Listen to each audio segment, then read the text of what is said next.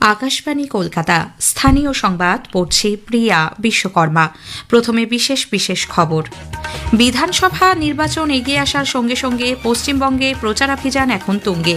বরিষ্ঠ BJP নেতা প্রধানমন্ত্রী নরেন্দ্র মোদী আজ রাজ্যের বুথ স্তরের কর্মীদের তৃণমূল কংগ্রেস সরকারকে উৎখাত করার অভিযানে সর্বতোভাবে সামিল হওয়ার আহ্বান জানিয়েছেন।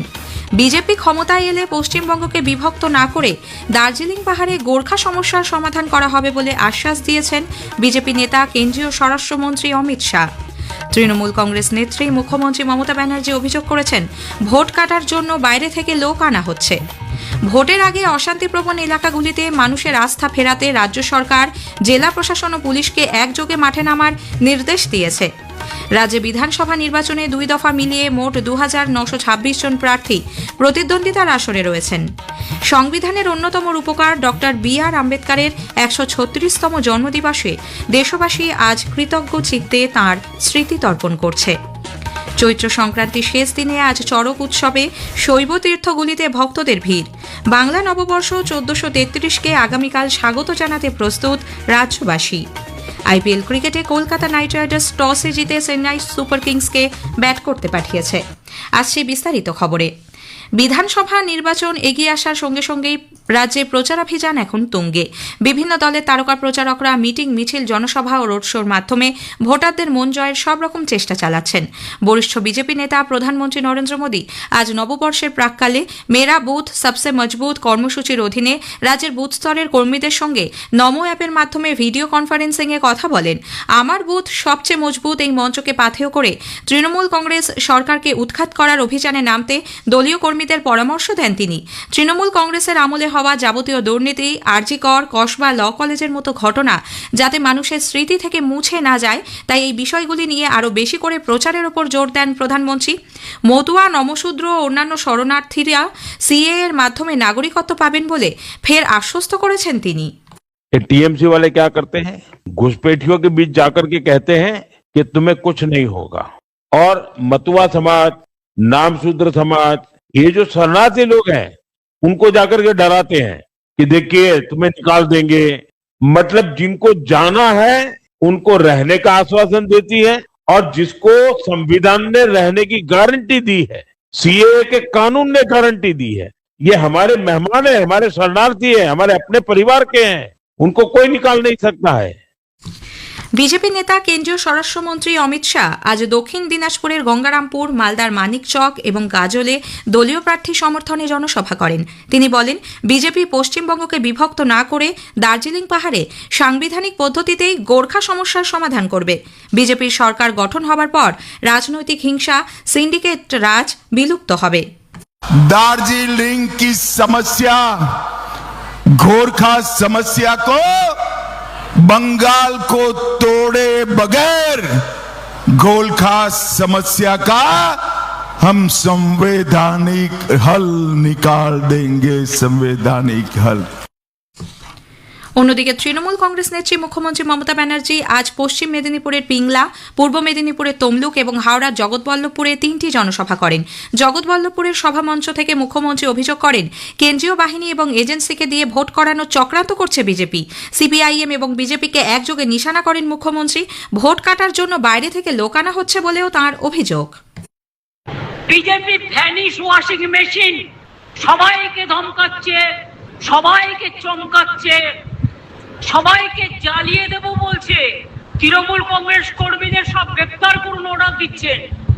মধ্যরাতে ইডি রেড করছে, সিবিআই রেড করছে, বলছে এজেন্টদের গ্রেপ্তার করুন।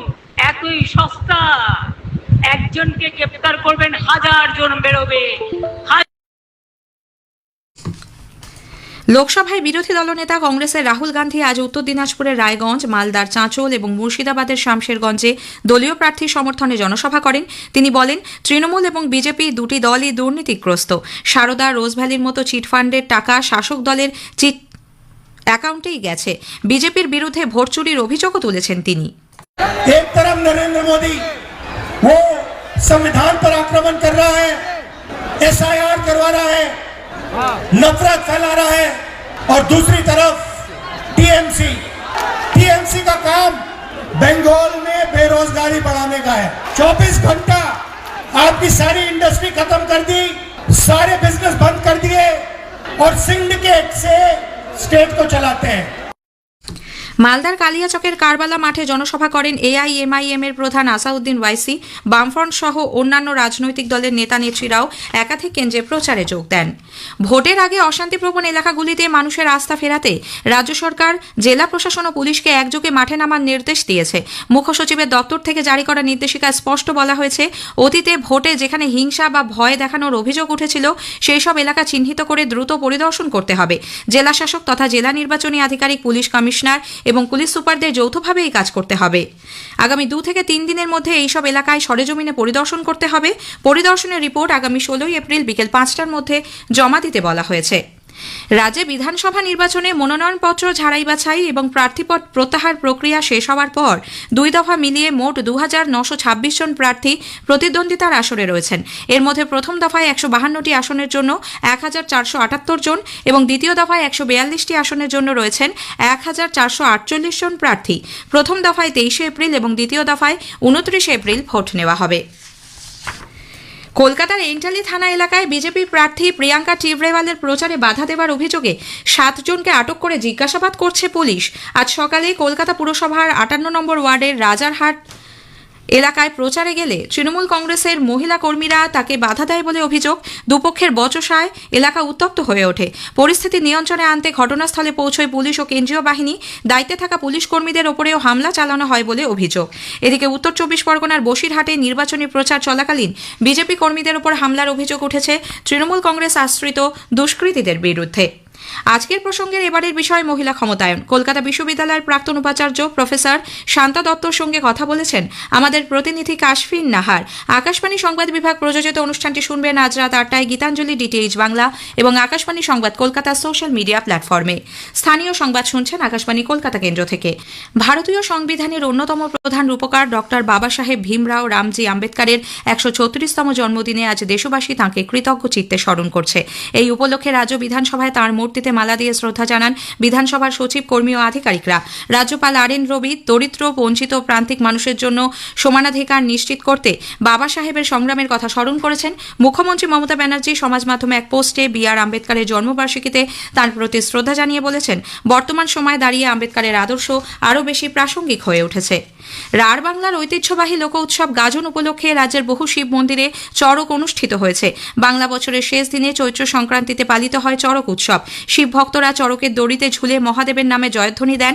দুপুরে শিবের মারোয় আগুন ঝাঁপ ও মনই উৎসর্গ করেন ভক্তরা। হুগলির বিখ্যাত শৈবতীর্থ তারকেশ্বর, বাঁকুড়া জেলার একতেশ্বর, ওন্দার সিদ্ধেশ্বর, বিষ্ণুপুরের ষাঁড়েশ্বর সহ বহু মন্দিরে চড়ক উপলক্ষে গাজনের মেলায় জনসমাগম হয়েছে। পূর্ব বর্ধমানের কাটোয়ার নওয়াপাড়া মাঠে শতাব্দী প্রাচীন পরম্পরা মেনে বৃক্ষ বন্দনা করে চড়ক উৎসব উদযাপন করছেন সন্ন্যাসীরা। আগামীকাল পয়লা বৈশাখ। বাংলা নববর্ষ 1433কে স্বাগত জানাতে প্রস্তুত রাজ্যবাসী। পুরনোকে পেছনে ফেলে নতুনের আহ্বানে মেতেছে বাংলা। দোকানে দোকানে হালখাতার আয়োজন চলছে জোর কদমে।